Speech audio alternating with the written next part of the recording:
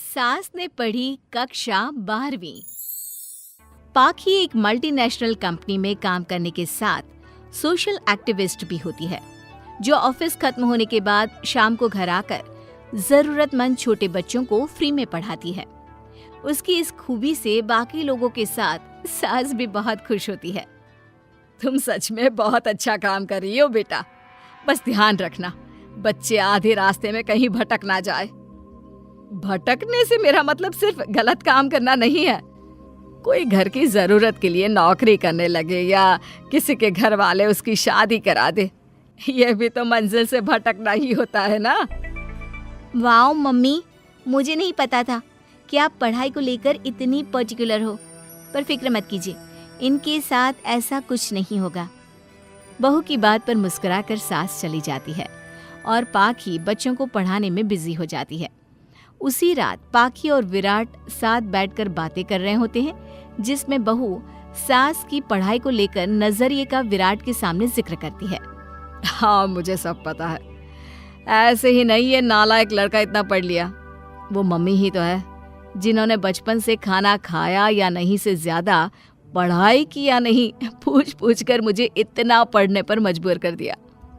वो हमेशा मुझे पढ़ाई और सेल्फ इंडिपेंडेंट होने की इम्पोर्टेंस याद दिलाती रही, और आज मेरी ये सरकारी नौकरी, इतनी अच्छी पोस्ट, उसी का तो नतीजा है। वाओ, अगर मम्मी इतनी पढ़ी लिखी है तो कोई जॉब क्यों नहीं करती? और अगर जॉब नहीं करती तो मेरे साथ बच्चों को ही पढ़ा ले। तुम्हें किसने बोला कि मम्मी पढ़ी हुई हैं? उन्होंने तो अपनी 12th क्लास भी पूरी नहीं की। उससे पहले ही नाना जी ने मम्मी की शादी करा दी। शायद इसलिए पढ़ाई और अपने पैरों पर खड़े होने को लेकर उनकी सोच ऐसी है, क्योंकि वो खुद ये सब करना चाहती हो। पत्नी की बात सुन के विराट भी सोच में पड़ जाता है। दोनों मिलकर प्लान बनाते हैं और अगले दिन बच्चों को पढ़ाते हुए पाखी उनके पास एक कुर्सी एक्स्ट्रा लगा देती है। ये एक कुर्सी ज्यादा किसके लिए लगाई है बेटा? कोई नया बच्चा आने वाला है क्या?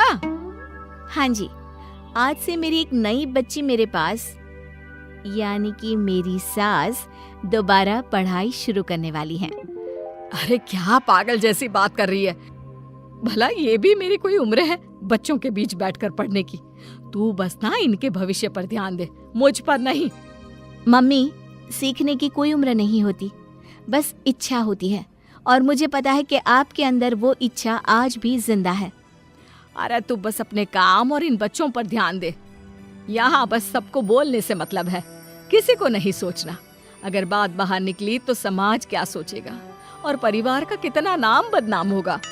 मम्मी, आपने पापा और इस परिवार के बारे में बहुत सोच लिया। सबकी खुशियों के लिए अपने सपने बहुत कुर्बान कर दिए। अब ये वक्त अपने पर ध्यान देने का है। और जिस समाज की आप बात कर रही हो ना, उसकी तो आदत है हर कामयाब होते इंसान पर पत्थर मारने की। बेटी को भी बहू का साथ देते देख सास गुस्से में अपना सर पकड़कर बड़बड़ाते हुए वहां से चली जाती है। ये स्टूडेंट थोड़ी जिद्दी है, पर इन्हें मैंने 12th क्लास पास नहीं कराई तो मैं भी अपनी सास की बहू नहीं। ये देखने में तो मजा ही आ जाएगा। इसी के साथ पति पत्नी मिलकर सास को पढ़ाने के मिशन पर लग जाते हैं, लेकिन सास उनकी हर कोशिश को नाकाम कर देती है। एक शाम विराट अपनी मम्मी के लिए 12th क्लास की बुक्स लेकर आता है, जिन्हें देखकर इस बार सास का गुस्सा उन दोनों पर मानो फूट ही पड़ता है। अरे तुम दोनों का दिमाग खराब हो गया है क्या, जो ये बेवजह की जिद पकड़े बैठ गए हो? मैंने एक बार बोल दिया ना, मुझे कोई पढ़ाई नहीं करनी। इसके बाद मेरी पढ़ाई को लेकर मुझे घर में कोई जिक्र नहीं चाहिए। पोता पोती पकड़ने की उम्र में किताबें पकड़ूंगी तो अच्छी लगूंगी क्या? अरे परिवार का मजाक बन जाएगा। मम्मी, पोते पोती आप पढ़ने के बाद भी तो खिला सकती हो। और रही मजाक बनाने वाले लोगों की बात, तो उनके पास खुद का कोई सपना होता नहीं, इसलिए दूसरों की उड़ान रोकने की कोशिश करते रहते हैं। बस एक बार माँ, आप कोशिश तो करो। अगर अच्छा नहीं लगा तो हम दोबारा कभी नहीं बोलेंगे। बेटी की बात सुनकर माँ सोच में पड़ जाती है और ये सोचती है कि थोड़े दिन पढ़ लेती हूँ और उसके बाद पढ़ने में अच्छा नहीं लग रहा, ये बोलकर मना कर दूंगी। ऐसी प्लानिंग बनाकर वो पढ़ने के लिए तैयार हो जाती है। मौके का फायदा उठाकर तुरंत वे लोग सास का ओपन से 12th में एडमिशन करा देते हैं। मम्मी, आज से आपकी सारी जिम्मेदारी मेरी। अब तो आपका नाम टॉपर के लिस्ट में आने से कोई नहीं रोक सकता। ये मेरे सीधे बच्चे, इन्हें अंदाजा भी नहीं कि माँ का प्लान क्या है।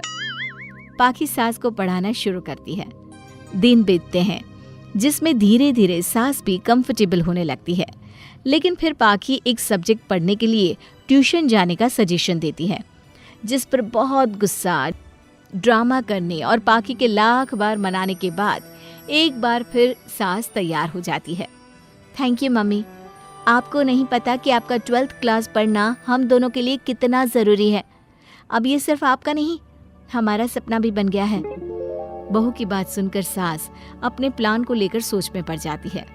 अगले दिन पाखी सास के साथ उन्हें ट्यूशन छोड़ने जा रही होती है, जहाँ रास्ते में पड़ोस की कुछ औरतें बैठी मिलती हैं। अरे वाह विराट की मम्मी, तुम्हारा इस उम्र में पढ़ाई का कौन सा भूत जाग गया? बहू को बोलो कि पोता पोती दे दे और बच्चों के साथ खेलो। अरे क्या उनके बीच बैठकर अपनी खिल्ली उड़वाने चल पड़ी? आंटी जी, जब सरकार या भगवान ने सीखने की कोई उम्र नहीं रखी तो आपको क्या दिक्कत है? अरे देखो तो जरा, बहू की जुबान कैसे कैंची जैसी चल रही है। अब सास घर संभालने की जगह इन सब चीजों पर ध्यान रखेगी तो बहू के तो ये हाल होने ही है ना। देखा बहू, इसलिए बोलती थी, अरे खाली दिमाग वालों से बहस नहीं करनी चाहिए, क्योंकि वो जब भी मुंह खोलेंगे गू ही बोलेंगे। उदाहरण तो तुमने अभी देख लिया। वैसे बहन, मैं तो अपना सपना पूरा कर लूंगी, लेकिन क्या यहाँ बैठकर पंचायत करने के अलावा तुम लोगों का कोई दूसरा सपना भी है? सारी औरतें चुप हो जाती हैं और सास बहू चले जाते हैं। अब सास के अंदर पढ़ने की इच्छा जाग उठती है और वो अपना प्लान छोड़ मन लगाकर पढ़ाई करना शुरू कर देती है। देखते ही देखते 1 साल बीतता है और बोर्ड एग्जाम शुरू हो जाते हैं। मम्मी, एग्जाम के लिए जाने से पहले जल्दी से ये दही शक्कर खा लो। अरे चल पागल, ये सब बच्चों के लिए होता है। अभी आप भी हमारे लिए स्कूल में एग्जाम देने वाली बच्ची ही तो हो। बच्चों का प्यार देखकर सासू माँ खुश हो जाती है और दही शक्कर खाकर विराट के साथ घर से निकल जाती है, जो मम्मी को एग्जाम सेंटर पर छोड़ ऑफिस चला जाता है। इसी तरह समय बीतता है और एग्जाम खत्म होने के बाद देखते ही देखते रिजल्ट भी आ जाता है। मेरी टॉपर माँ, तुमने तो तहलका मचा दिया। हर तरफ तुम्हारे ही चर्चे हैं। घर वाले ये खुशी मना रहे होते हैं कि वही औरतें उनके घर आती हैं। अरे पंचायत की टोली, आज मेरे घर कैसे? बस तुम्हें सॉरी और थैंक यू बोलने आए हैं।